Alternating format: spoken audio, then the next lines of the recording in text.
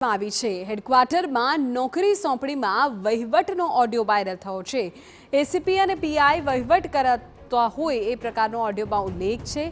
હેડક્વાર્ટરમાં હાજરી માસ્ટર રાજેશ શિલુ અને મહિલા કર્મચારીની વાતચીતનો ઓડિયો વાયરલ થયો છે। એસીપીને 5000, પીઆઈને 2500 રૂપિયાનો વહીવટનો ઓડિયો વાયરલ। કથિત ઓડિયો અંગે પોલીસ વિભાગ અત્યારે મૌન છે। હેડક્વાર્ટરમાં નોકરીની સોંપણીમાં વહીવટ થતો હોવાની આશંકા વ્યક્ત થઈ રહી છે।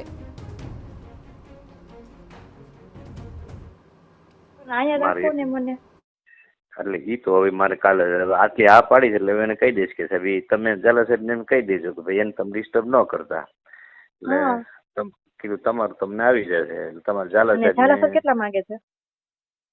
2500। હે 2500 પણ પાછું એવું છે હવે ઈ આપણે અહીં વાત કરી એટલે હવે માનો ઝાલા સાહેબને આપણે હા પાડીએ ને તો એ પાછું હવે એસીપી સાહેબ ને ઝાલા સાહેબ બે નું થઈ જાય, બે ને કરવું પડે એવું થાય। પણ એમની રાજેશ ભાઈ હું કામ તો કરું છું, એમ એની બીજી જગ્યા ઊભી ન કરી શકે? પૈસા જેને જોતા હોય તો બીજી જગ્યા ઊભી કરી શકે ને? કરી શકે પણ હવે આ એસીપી સાહેબ ની ચેનલ માં આવવાનું તમને કોઈ ડિસ્ટર્બ ન કરે। અહીંયા રેવા દે ભાઈ, મને અહીંયા ફાવે છે। ભલે ન્યા રહેજો, નહીં મજા આવતી એ હું કહી દઈશ, એ સાહેબ ને કહી દઈશ કે કામ ન્યા કરશે। ખાલી ઝાલા સાહેબ ને સૂચના આપી દે કે ભાઈ એમને ત્યાં કામ કરવા દે ને તમે ડિસ્ટર્બ ન કરતા, એવું કેવડાવી દઉં। અને આપણે આ એસીપી સાહેબ ને એકને સાચવી લેવાનું। એસીપી સર કેટલા? 5।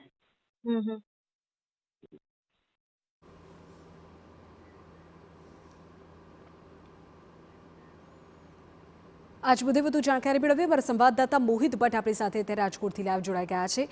મોહિત, આ ઓડિયોમાં વહીવટ અને લેવડ દેવડની આખી વાત સંભળાઈ રહી છે, જો કે આ મામલે અત્યારે રાજકોટના પોલીસ બેડામાં શું ચાલી રહ્યું છે?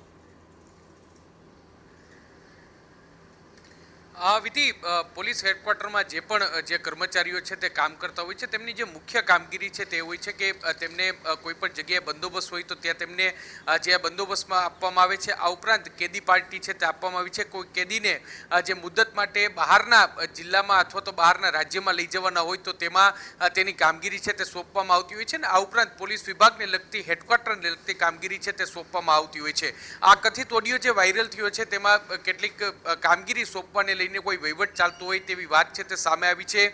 જે વ્યક્તિ સાથે વાત કરવામાં આવી રહી છે તે વ્યક્તિ એસીપીના 5000 રૂપિયા અને પીઆઈના 2500 રૂપિયાનો વહીવટ છે તેમને તે માગતો હોય તેવી આ ઓડિયો ક્લિપ છે તે વાયરલ થઈ છે। આ અંગે હજુ સુધી પોલીસ વિભાગનું મૌન છે તે જોવા મળ્યું છે। પોલીસ વિભાગની કોઈ પણ પ્રતિક્રિયા છે તે સામે આવી નથી।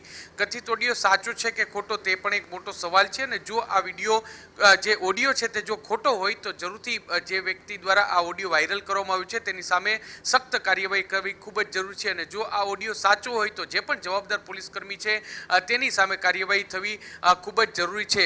જે કથિત ઓડિયો જે વાયરલ થયો છે તેમાં જે મુદ્દાઓ સામે આવ્યા છે તેમાં નોકરીની સોંપણીને લઈને આ વાત છે તે સામે આવી છે। પોલીસ હેડક્વાર્ટરમાં મોટી સંખ્યામાં જે પોલીસ કર્મીઓ છે તે કામગીરી કરતા હોય છે। હથિયારી પોલીસ કર્મીઓ છે તે પોલીસ હેડક્વાર્ટરમાં ફરજ બજાવતા હોય છે અને બંદોબસ્ત તેની આ મુખ્ય જવાબદારી હોય છે। ત્યારે એક સારી પોસ્ટ મેળવવા માટે, આરામદાયક પોસ્ટ મેળવવા માટે એક વહીવટ ચાલતો હોય તે પ્રકારની વાત છે તે ઓડિયો પરથી સ્પષ્ટપણે જોવા મળી રહી છે। જોવાનું રહેશે કે પોલીસ છે તે આ સમગ્ર મામલે કયા પ્રકારની કાર્યવાહી કરે છે। રાજકોટ પોલીસ કમિશનર છે તે આ ઓડિયો બાબતે શું કાર્યવાહી કરે છે। હાલમાં જે કથિત જે ઓડિયો છે તેને લઈને જે હેડક્વાર્ટરના એસીપી પઠાણ આ ઉપરાંત જે પીઆઈ ઝાલાની વાત સામે આવી રહી છે તેઓ આ સમગ્ર મામલે આ ઓડિયો છે તે ખોટો હોવાનો દાવો છે તે કરવામાં આવી રહ્યો છે। જો કે કેમેરા સામે તેઓ કંઈ પણ બોલવાનો ઇનકાર કરી રહ્યા છે।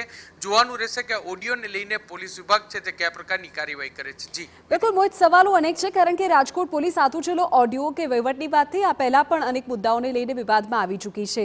જો આ જ સ્પેસિફિક ઘટનાની આપણે વાત કરીએ તો પણ સવાલો થાય કે ઓડિયો સાચો છે કે ખોટો। સાચો છે તો જે વ્યક્તિઓના નામ આવા બોલવામાં આવી રહ્યા છે તેમની સામે કોઈ એક્શન થશે કે કેમ? ક્યારની ઘટના છે? આ બધા જ સવાલો હજુ પણ સર્જાયેલા જ છે। વિધિ સ્પષ્ટપણે જેનો ઓડિયો વાયરલ થયો છે તે પોલીસ હેડક્વાર્ટરના હાજરી માસ્ટર જે રાજેશ સિલ્લુના નામથી આ ઓડિયો છે તે વાયરલ થયો છે ને તેની સાથે એક મહિલા પોલીસ કર્મી છે તે વાતચીત કરી રહ્યા છે ને તેમની નોકરીની નિમણૂકને લઈને આ વાતચીત છે તે કરવામાં આવી રહી છે. મેં આપને અગાઉ કહ્યું એમ કે પોલીસ હેડક્વાર્ટરમાં જ્યારે પણ કોઈ બંદોબસ્ત છે તે સોંપવામાં આવતો હોય છે ત્યારે બંદોબસ્ત છે તે 12 કલાકનો હોય છે, 14 કલાકનો હોય છે, એટલે કે તેમની શિફ્ટ વાઇઝ આ બંદોબસ્ત છે તે આપવામાં હોય છે. કેટલીક વખત કેદી પાર્ટી છે તે આપવામાં આવતી હોય છે ને કોઈ કેદીને બહારના જિલ્લામાં મોકલવા માટેની વાતચીત છે તે કરવામાં છે. એટલે આરામદાયક નોકરી મળી શકે, કોઈ પણ પ્રકારના ટ્રાવેલિંગ વગરની નોકરી મળી શકે અથવા તો સામાન્ય કામની નોકરી મળી શકે તે માટેનો વહીવટ થતો હોય તેવી શક્યતા છે તે અત્યારે જોવા મળી છે. મેં અગાઉ કહ્યું એમ કથિત ઓડિયોને લઈને પોલીસ વિભાગનું અત્યારે મૌન છે, પરંતુ પોલીસ કમિશનર છે તેમના દ્વારા આ સમગ્ર મામલે તપાસ થવી ખૂબ જ જરૂરી છે. જો ઓડિયો છે તે ખોટો હોય, ફરજી હોય અથવા તો ઊભો કરાયેલો ઓડિયો હોય તો જે પણ વ્યક્તિ દ્વારા આ કૃત્ય કરવામાં આવ્યું છે તેની સામે કાર્યવાહી થવી ખૂબ જ જરૂર છે.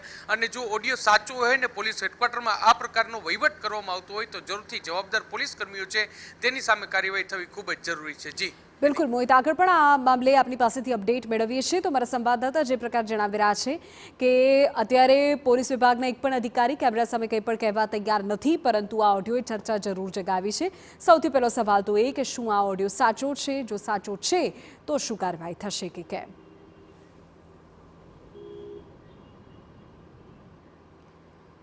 સમાચારમાં આગળ વધીએ. ગાંધીનગરથી માહિતી મળી રહી છે કે જ્યાં